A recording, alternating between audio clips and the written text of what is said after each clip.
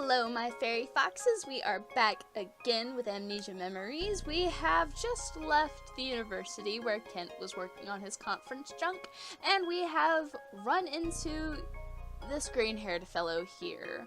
Now, Kent's with us because he was going to walk us home. But, you see, I did some thinking, and I believe that, you know what, in life, decisions are messy, so it's okay. We still arrive at the same point, even if we don't do everything perfectly. I hope. So, that's how I'm just gonna push forward here, so. Coda. It's the Reaper Man! I see. So your boyfriend is walking you home. That's good.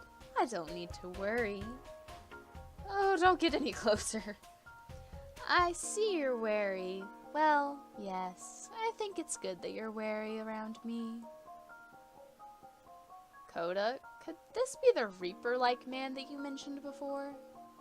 Reaper? Ha, that's amusing. You might not be wrong, though. Although I do actually have a name. It's Yukio. Yukio.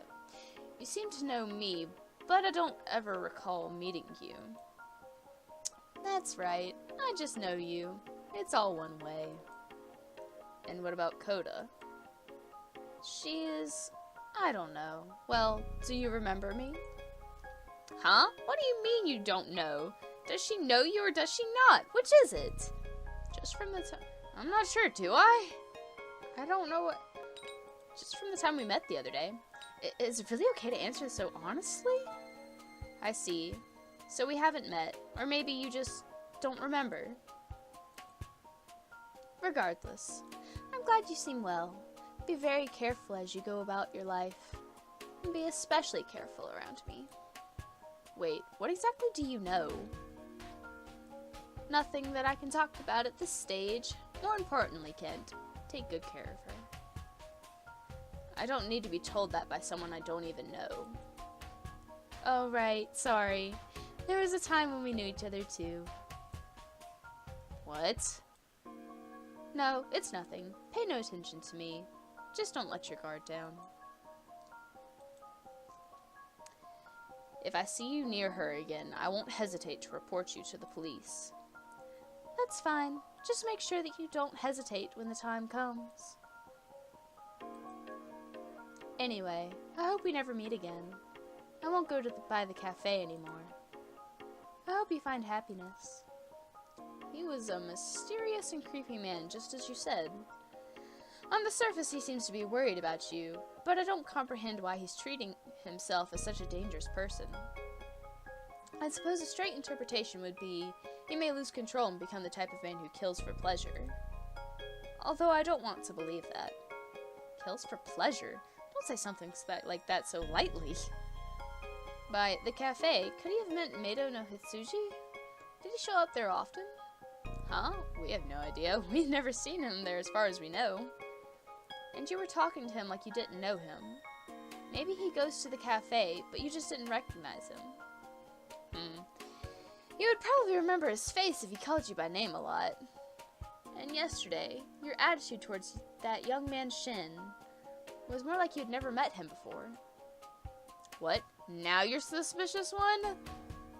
And now that I think about it, on that day when your attitude suddenly changed...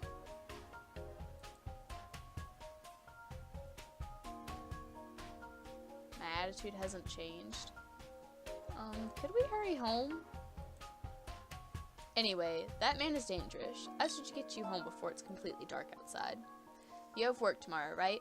I'll come to the cafe to pick you up, so don't go home alone. Got it? We're grateful, but... what should we do? He's really suspicious. I don't know. I don't know. You're asking the wrong person.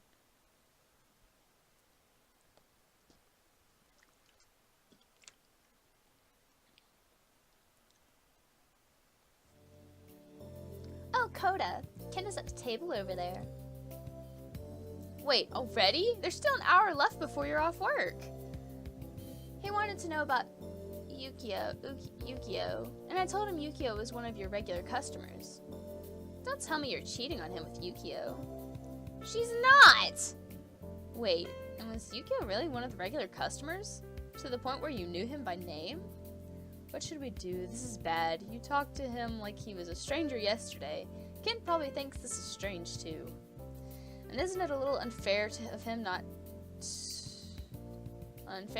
to not come to you about this, but ask mine instead? Koda, are you having trouble with Yukio? I just heard about it from Kent. Toma too? I heard that as well. And the manager! Ha! There's nowhere to run. What should we do? You can run from Kent, or feign ignorance, or just tell him the truth. Regardless of how much you trust Kent, this is a big decision. You have to choose one.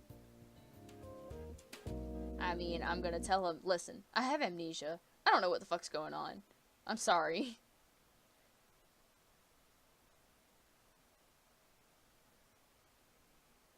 Please don't, like, attack me. Just be like, oh no, work's over. Have you decided what to do yet? Kent's waiting for you, but if you meet up with him now, he'll definitely ask about Yukio. We'll walk home together. Yeah, he's waiting for you. You can't help it. Alright, let's make up our mind and go. I mean, I'm not gonna be stupid. Wait, Ken isn't here. Do you need something? Oh, are you looking for Kent? He's waiting outside for you. It's a good thing we didn't decide to try to run away. Yeah, that's a stupid decision. Hey. Oh geez, I feel like we're face to face with our executioner. Let's go home. Wait, he isn't going to ask? We'd be grateful if he didn't ask anything, but this is kind of anticlimactic. I agree, can I just tell him? But knowing he suspects you and not being asked anything is making me feel anxious. It's making me feel anxious too. He might be mad and suspect that we're cheating or something. This was really unexpected. Shit, he's probably thinking the wrong thing. I should have just told him. The silence is too painful. We're already close to home. Do you want to try to ask him something as a distraction? You're asking me things, but I couldn't do anything. Do you mind if I come in? Sure, I want to talk. Here it comes. Koda, are you okay? Think you can talk to him regardless of whether you tell the truth or not? We'll need some determination. I've already decided. I'm just gonna tell him what's up. I was thinking of the possible reasons that could have elicited a change in your attitude. There were a number of factors to consider. Reasons ranging from a mere whim or a change of heart to the far-fetched such as an alien abduction. I think the scale he's using is a little long. After eliminating various ideas one by one, I was left contemplating the likelihood of a single possibility. Regardless of how unbelievable the conclusion may be, seeing how I could find no mistake in my reasoning, my only choice is to believe it. So I've come to the most feasible conclusion. Your memories are missing. I'm still in the examination stage of determining the extent of that memory loss. At the very least, you seem to be missing memories from college. I believe that chances are high that you've forgotten all of your past interactions with me. So, do you have any objections? I'm sorry for trying to hide it. I knew it. I'm thankful that you answered me honestly. Why didn't you tell me? Why didn't you talk to someone? I didn't want to be shut away in a hospital. That isn't a reason to hide it from everyone. I'm sure a lot of things were inconvenient for you. But I can understand why you would feel that way. Still, I see. So you really forgot. Oh. Am I correct to assume that you've lost your memories sometime between our discussion on July 31st and August 1st? I'm sure that you were surprised by receiving such a sudden and unpleasant call. You probably have already guessed, but we had an argument over something trivial the day before. It wasn't just the day before. We argued every time we met, over the worst of reasons. Yeah, we already knew. Since you didn't remember any of that, I'm sure I seemed like a strange man to you. I always spoke prepared for anything to turn into a dispute. You probably wondered why I was always angry. Yeah, we really did. And yet you still decided that I was worthy of some trust. Am I correct? If not, if you truly couldn't trust anybody, you wouldn't be as vulnerable around me as you are now. Well, there really wasn't anything suspicious about you, Kent. So I am correct. Kent is acting a lot calmer than expected. Maybe he isn't surprised? I thought he'd send you to the hospital immediately, but he showed no signs of that. We started dating on July 28th. Your attitude changed so suddenly, just 3 days later. When I realized you were acting differently, I was confused. I thought that perhaps you were taking our going out seriously, too. I thought you actually had taken a liking to me. I couldn't bring myself to dismiss such optimistic reasoning, but it seems I really was wrong. You had simply forgotten that you didn't like me, forgotten that our relationship was full of conflict. You took the fact that we were dating as truth and acted like you were my girlfriend. To be honest, I realized from the beginning that something was strange, but I didn't want to believe it. I wanted to believe that the you now was the real you. Oh, I'm sure you'll remember eventually, the real you, the you that disliked me. When will that day come? Today? Tomorrow? If I tell you the truth, will you end up remembering everything? Will you remember the things that happened between us and how you really felt about me? I was scared, and I averted my eyes from the truth. I'm sorry. I'm sure I could have helped you a lot sooner. I didn't want you to remember anything. Even as we speak now, I'm still confused and hesitant. I don't want to tell you anything. I don't want you to remember. I just want you to keep acting like this, like we're a happy couple. I realize that way of thinking is just my own ego, but still. Was it really that bad before? You want to know? You really are strong. I wouldn't be able to do the same. However, I know this is something I need to talk about. You have every right to know exactly who you are. You are a university student who grew up in a very normal middle-class family. Your family lives some distance away, but you came to the city for college. I met you at a math study session planned by Sawa and mine. They invited me to be the lecturer. The name of the study session was something along the lines of relearning basic math. That's embarrassing to talk to people about at this age.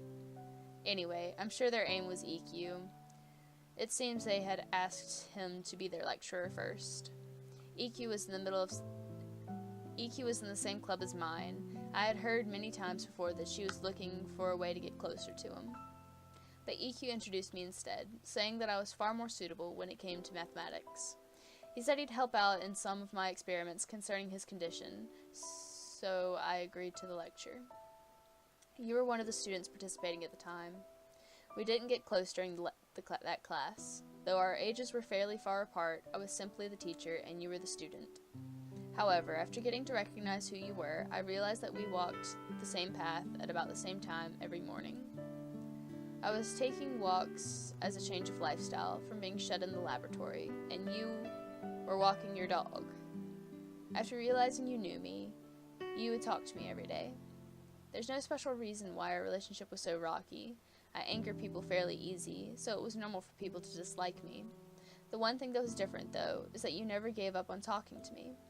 No matter how many times we argued, you never learned your lesson. You'd still try to start up a conversation. To this day, I'm still not sure if I should call them disputes or debates. Regardless, I'm sure that you were trying to get to know me better. That perseverance is one thing that still hasn't changed in you. Anyway, because of that situation, even after the study session ended, we'd see each other and argue every morning. You were really surprised when I asked you out. I still don't really know myself why I chose you. I suppose I could only see my feelings for you as being romantic in nature, and that's why I asked you. You were very shocked. It was only natural. The only thing that we had done before then was argue. And I'm sure you don't remember now why you decided to accept my request. I suppose you could just say it was the heat of the moment. It looked almost like you had accepted a challenge. Do you still remember nothing?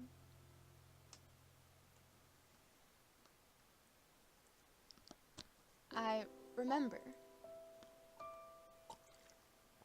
Yes, I remember.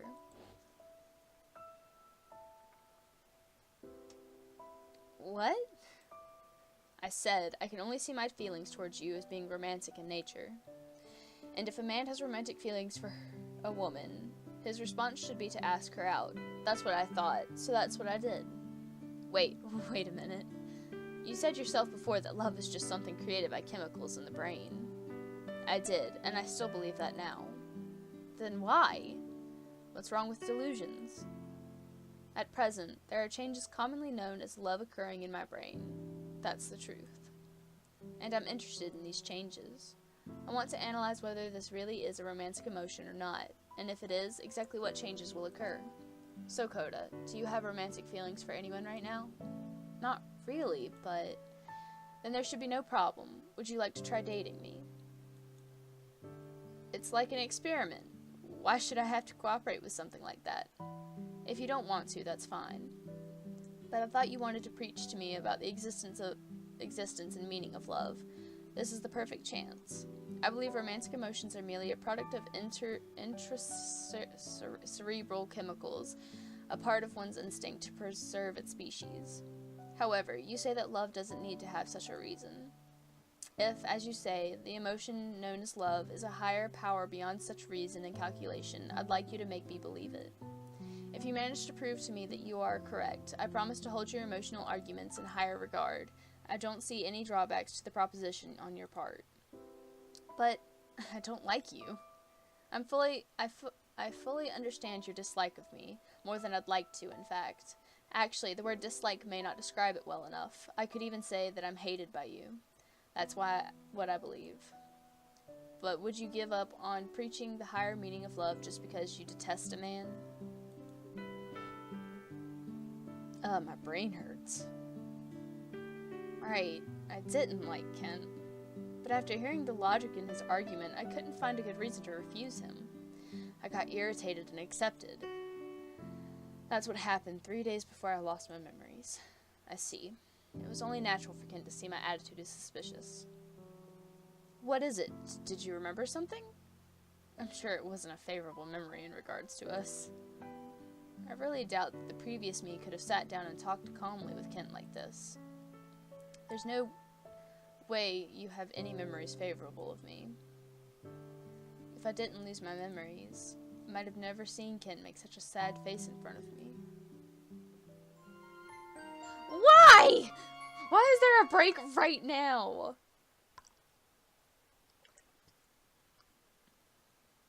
Things were getting, like, intense. What? Wait. Why? Hey, Coda. Can you see me? Can you hear my voice? Hello? Ah, finally, you looked. That was a surprise. You haven't responded to me at all since yesterday, so I thought you couldn't see me anymore. Anyway, it looks like we're still connected. You talked to Ken a lot yesterday, and remembered a bunch of things. It looks like we're making progress in separating.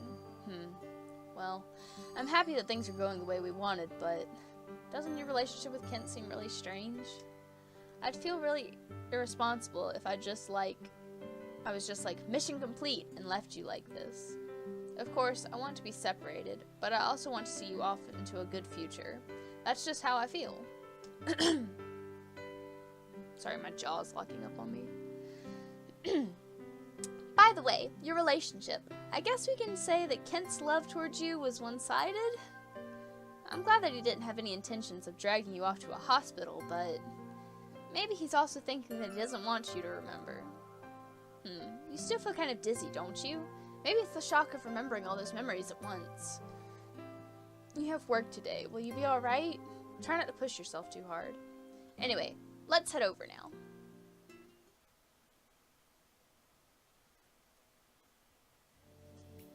Hey, so I heard the rumor about you cheating on Ken with Yukio is gaining more ground. That's not right at all. Now that I think about it, Yukio hasn't come by the cafe lately. Have you been having your tryst with him in the great outdoors? Ha. I doubt being threatened on the street at night could be considered a tryst. I don't know how to say that word. I'm so jealous. Why are you so popular with the guys? Is it still popular if it's only one guy? That reminds me, I wonder if Kent will come by today and pick you up. What should you do if you see him? Act normal. I mean, shit. Regardless, with or without my memories right now, I'm still me. All day worrying about it, and now it's already evening. Hey, let's go home.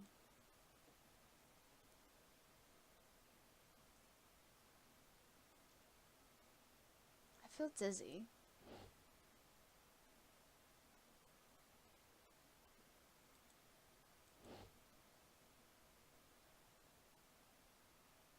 That's right. I always walked alongside Kent like this. But those times, I didn't really like those times.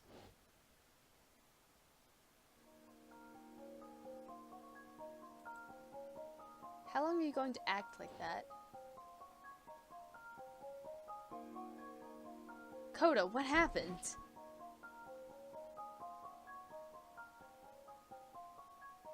No, I don't want to remember. Coda, are you okay? Coda, pull yourself together. Don't die. I'm not dying. Coda, are you awake? I'm fine. I see, well, I had gone to get water, and during that time you lost consciousness, so I panicked. I lost my composure. I apologize. Huh? Are you half asleep or something? Do you remember collapsing? You collapsed while you were walking home. You managed to make it home, but you lost consciousness. Kent was worried. That's why he's like this. Your fatigue must have been building up. You've had to stay on your toes all this time. It might be best to take tomorrow off from work and rest. How do you feel? You look really pale. I'm sorry, this is my fault. You don't have to remember things that you don't want to remember, although that may just be my desires talking. Is it so bad to keep things the way they are now? Do you absolutely need to remember? Even if your memories would destroy the relationship we have now? I'm sorry, I suppose you can't do that. I'm sure you want to regain your memories. It's only natural.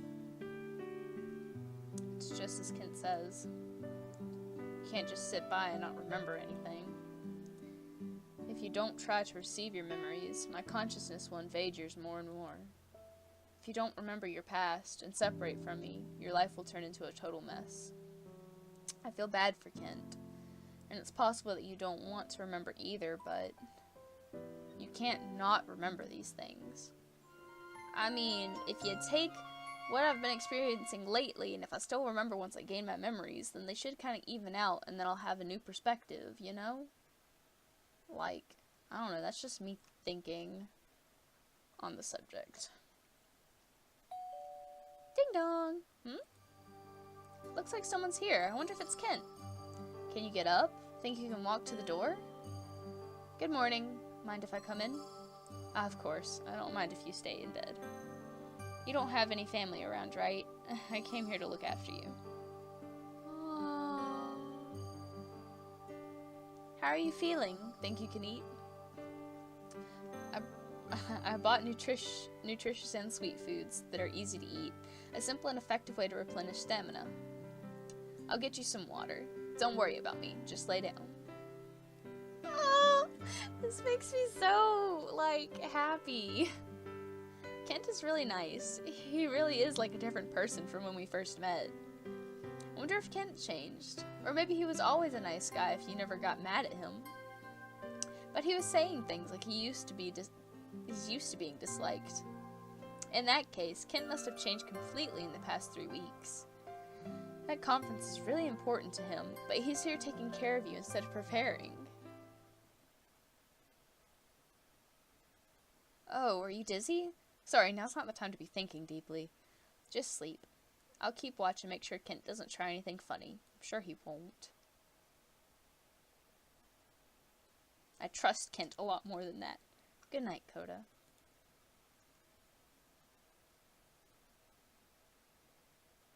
I'm scared. Coda, what's wrong? Are you okay? Oh, sorry. You were just sleeping. That was a shock. I can't tell if he's taking care of you or making you more tired. Please just don't die. Oh, she's not dying. Don't go anywhere. I'll do anything for your sake. At first, this relationship was simply engaging in my interests. I thought it would be fine if we broke up eventually. But I know now what it's like to be with you. I couldn't bear to lose you now. Do you wish to go to a hospital, or should I call a doctor here? If there's anything I can do, just let me know. I just want to tell him. I want to tell him that why you're so exhausted and why you can't go to a hospital. I want to tell him that not having anything to jog your memory is the most dangerous thing. You agree, don't you?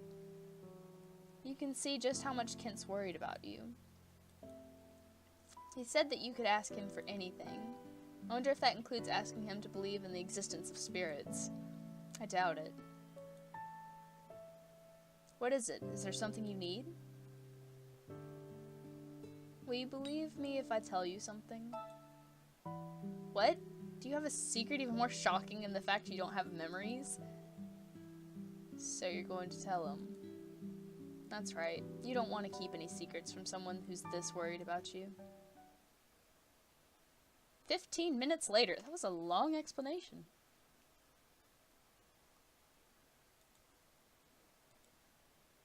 Are you testing my determination? I told you that I'd do anything, and if you asked me to believe you, I'd be a liar if I didn't. I understand. Let's say that you are possessed by a spirit. It's not hypothetical. No, I believe you. There's a spirit possessing you. This isn't an actual illness, and if you don't want to go to a hospital, that spirit will disappear if you regain your memories. On the other hand, if your memories remain sealed, that spirit will encroach further into your mind. That sums up the conditions you're in. We'll talk with these points under the assumption that I understand. It seems like a bit like he doesn't believe you. Well, even if he's pretending to believe you, that's good enough. It may seem senseless at a glance, but this story is backed up by several factors. One of the reasons I had a difficult time believing you have amnesia was because you seemed overly calm. Normally one would be in a confused panic without memories, since one couldn't possibly get by alone. While you couldn't trust anyone at first, I couldn't comprehend why you would hesitate to tell anyone for this long. Also, you had full memories of general social knowledge. Normally, one would go to the hospital or the police if they found themselves in your situation. However, you didn't take such an action that would be considered normal. You behaved in a way that would hide your memory loss. To be honest, I don't see why. However, if your absurd actions had an absurd reason, I can understand somewhat. And that reason is something like out of a fairy tale. This spirit, as you called it, told you to do this. When he says it like that, it sounds more like I'm an evil spirit possessing your body. There are other things that concern me. After losing your memories, you would always focus your gaze somewhere else while you were thinking. Your gaze wouldn't shift from that place for a while. It was a strange habit. But I can understand why, if you happened to be looking at something I couldn't see. Ah, I get it. Whenever I start talking like this, you always look at me. Anyway, setting aside the question of whether the spirit is really a spirit or not, I can fully understand the explanation that you are able to perceive an absurd being similar to that. Huh, that was unexpected, and his reasoning was unexpected too. Also, it seems that the spirit is becoming more distant the more your memories are stimulated. The cerebral cortex is the part of the brain that stores what we call memories. Did he just start a difficult topic? And if you're able to remember these memories via various stimuli, that means there's no damage to your cerebral cortex. And there is no issue with your memories you've made after the start of your amnesia. We can assume there's no damage to the frontal lobe, responsible for recalling memories, or the hippocampus, responsible for organizing memories. The only issue present is that you can't recall matters from the past that you should know. For example, if the cerebral cortex is a wardrobe, and the hippocampus is a table upon which you lay memories out after removing them from the wardrobe, the only thing the spirit is impending is the opening of the older drawers in that wardrobe. If we think about your experiences until now, and the spirit becoming more distant as memories are regained, opening those old drawers causes the spirit clinging to them to be thrown off. It doesn't matter which old drawers are opened, however. It doesn't seem that the newer drawers are included. So, spirit, is my explanation correct? Wait, is he asking me? I don't know that. If you have an answer, spirit, write it down on a piece of paper. I'd like to communicate through writing. Communication through writing. Me? With Kent?